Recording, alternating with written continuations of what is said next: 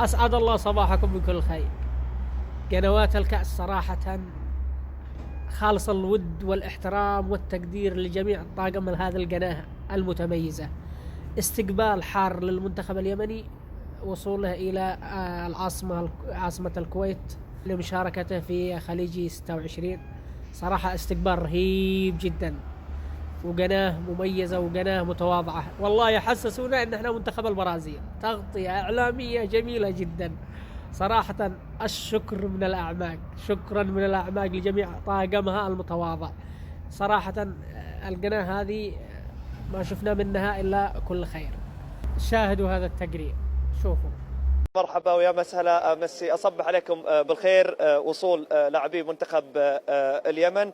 اول شيء الحمد لله على سلامتك ابو خميس. الله يسلمك ويعافيك حبيبي. الجاهزيه اليوم اظن انها ان شاء الله انها عاليه. ان شاء الله باذن الله تكون عاليه ان شاء الله. لحظات الوصول اليوم الامور كلها طيبه. امور طيبه الحمد لله. جماهير اليمن اليوم كلهم في انتظاركم باذن الله. 40 مليون يمني باذن الله ان شاء الله نكتب لهم فرحه جديده باذن الله. اكيد ان شاء الله باذن الله. وما فيه اي مشاكل سابقه راح تتكرر يعني. لا ان شاء الله باذن أكيد. الله امور طيبه باذن الله. شيء تعلمتوه الفتره الاخيره من من المشاكل اللي واجهت المنتخب يمكن اليمني في الاوقات الاخيره وعوضتوه في هالفتره.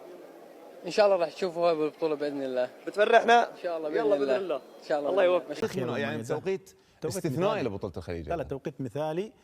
وايضا المشاركه بالصف الاول، يعني كنا قبل 6 شهور صحيح. سمعنا بان المنتخب السعودي مثلا ما راح يشارك بالمنتخب الاول. صح. المنتخب القطري ايضا نفس المنتخب العراقي. ولكن جاءت البطوله وتم الاعلان عن مشاركه المنتخبات بكافه نجوم الصف الاول، وايضا بالمواهب اللي الشارع الرياضي، الشارع الخليجي بالتاكيد. يعني المشاركه بهذا الكم، نعم. المشاركه باكتمال الصفوف مؤشر يؤكد بأن المنافسة ستكون شرسة على هذا اللقب. غريبة والله العظيم صدق، يعني على غير العادة قرأت، يعني اللي قرأت في السنوات الأخيرة كل المنتخبات بتشارك يعني بلاعبين صف ثاني أو منتخب الأولمبي، أو أحيانا بمزيج من اللاعبين بتريح بعض اللاعبين، لكن لاستحقاقات أخرى. أيوة صحيح. هذه المرة على الرغم من وجود استحقاق أهم أو استحقاق هام المتمثل في تصفيات كأس العالم، إلا أن المنتخبات